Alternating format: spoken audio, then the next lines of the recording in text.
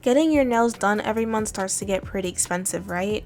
And it's frustrating when you want that fresh nail look and you want new designs, but the cost adds up so fast. And when you're just starting to do your nails at home, it can feel overwhelming. It's like, what do I even buy? There are so many methods, tools, and products. Where do you even begin? But that's exactly why I'm here, and that's why you have me. In this video, I'll walk you through step by step on how I prep, apply, and design my Gel X nails at home on a budget. This video is perfect for beginners. And by the end of the video, you'll have a full checklist on exactly what you need to get started. So let's get right into the tutorial.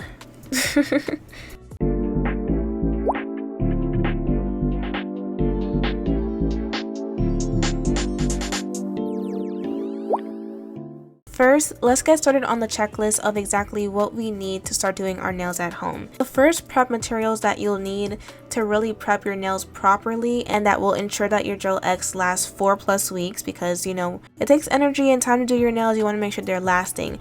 Prep is the most important. We'll need buffers and nail files, and this is going to remove the natural shine from your nails. Nail files will help you with the shaping of your natural nails and perfecting the edges when you apply the extension tips. Next two products are the most important for prep, and it's nail dehydrator and nail primer. The dehydrator is going to be applied to remove any oils from your natural nails, promoting better adhesion, and the nail primer is going to prep the natural nails by adding a sticky layer and increase the adhesion. For cuticle work, we're going to use cuticle pushers and cuticle remover. You can also use like a cuticle clipper too, but I don't usually use that because I find the remover works just fine. This is going to help soften and remove any excess dead skin around the nail and create a really clean and manicured nail look. Next, you'll want alcohol prep pads, and this is going to be used to clean and dehydrate the nails before applying any products, removing dust, removing residue. So for the nail tips, you want gel extension tips, and you want them to come pre-etched and pre-shaped. And this is just going to make it way easier for you. If you don't get pre-etched tips, you can also file underneath it yourself. So getting it pre-etched and pre-shaped is going to really make the application process a lot easier. You'll also want to get a nail lamp, which is required for the curing and hardening of the gel.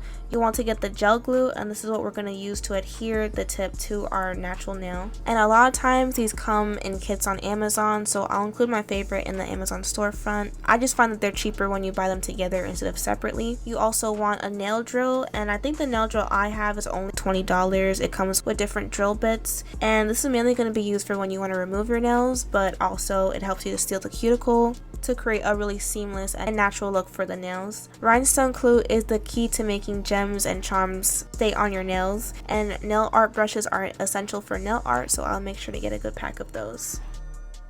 Definitely tons of other products that you can buy, but for this beginning video, this is what we're going to use for this one, but in future videos, I'll show you more materials that you can use for more intricate designs.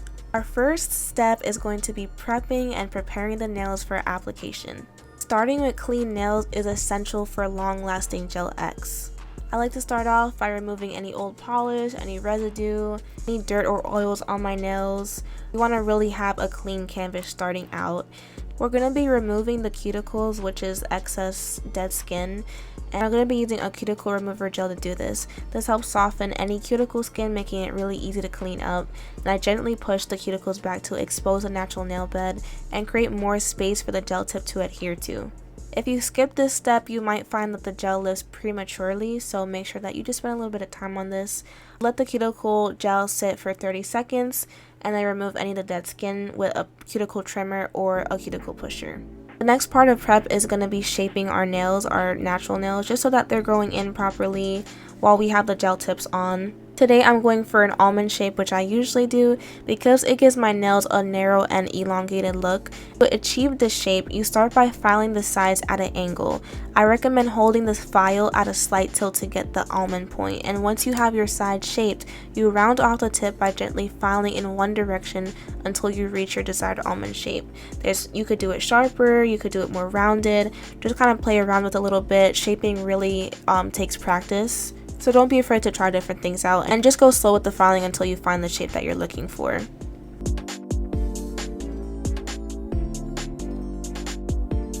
Next part for preparing is buffing the nails, and this step is very crucial for adhesion. Buffing removes the natural shine from your nails, creating a textured surface for the gel to adhere to.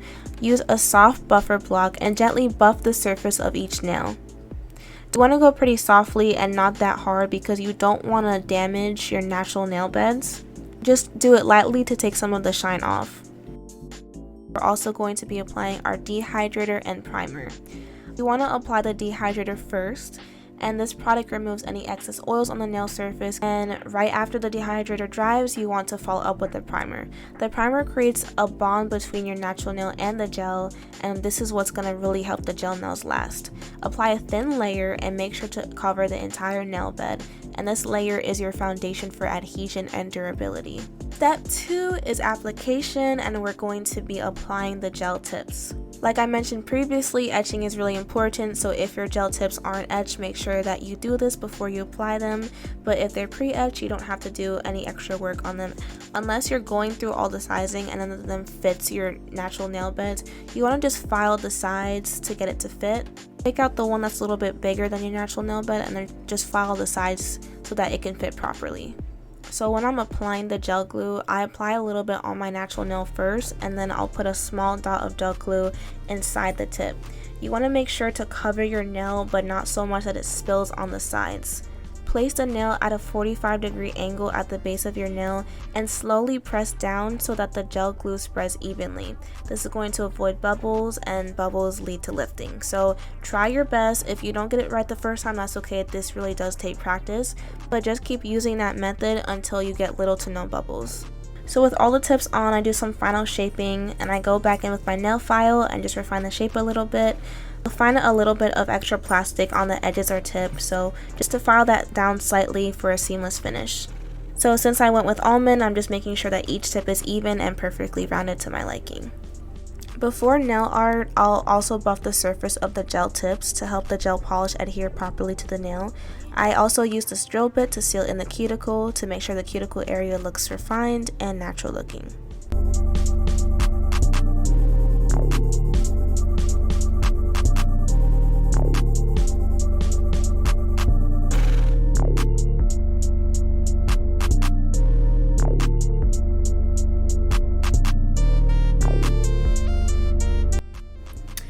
So finally, we're at step 3, and step 3 is my favorite. It is nail art. Nail art is just so fun, and it's so fun to experiment with different looks, so I always enjoy doing my nail art. For nail art, this is my favorite sheer base coat to apply. It's a neutral pink color. I'm recreating these pink floral aura nails today that I found on Pinterest, so I'm using a white sheer coat for the middle finger. I want the base look to look a little bit more pink, so I'm also using color 150 on top of the sheer coat that I already added.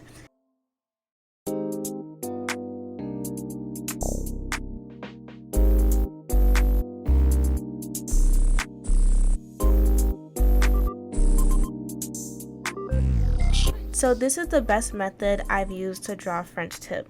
Nail art is all about a method you use to draw. It's not always about freehanding. I draw 2 lines vertically and fill in how thick or thin I want the sides to be.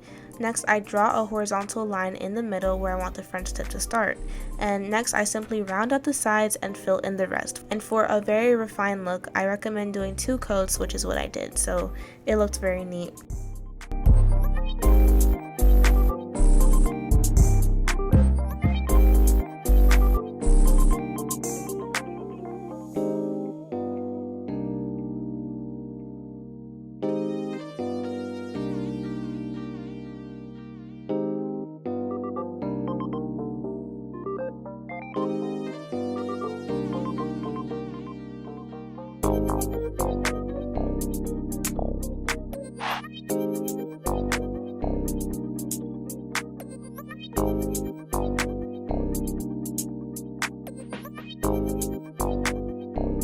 The easiest way to do an airbrush look without an airbrush is to use loose pigments or eyeshadow. I apply a thin layer of top coat and cure it for about 5 seconds, and I take an eyeshadow brush and gradually brush it on until it's as dark as I want it to be. I added these little lines with dots with a dotting tool for a more like flowery floral look. My bad guys, for a little floral look. And I recommend when freehanding art to just do it quickly. Don't hesitate it. If you mess up, you can always just wipe it off with a prep pad, or with a lint-free dry wipe and just try again. I also wanted a little 3D look, so I added some lines with my rhinestone glue. And always make sure to cure in between each design because you don't want to mess up any of the other nails.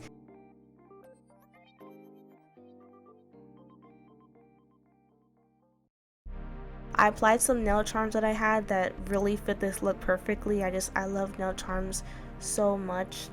I really recommend like getting some. They always just like make any look elevated and just cute. Lastly, I applied top coat, added a couple rhinestones, and baked it all in my nail lamp. And this is your result. Thank you guys so much for watching today's video. I really enjoyed making it for you guys. I really hope that it helped you. Make sure to subscribe to my channel for more step-by-step beauty, self-care, and nail tutorials. I love you so much. Thank you for 600 subscribers. Like this is crazy. I love you guys so much. And I will see you very soon. Bye guys. And make sure to like this video if you liked it, because this video was, I think, pretty high quality. So I love you. I'll see you next time. Bye bye.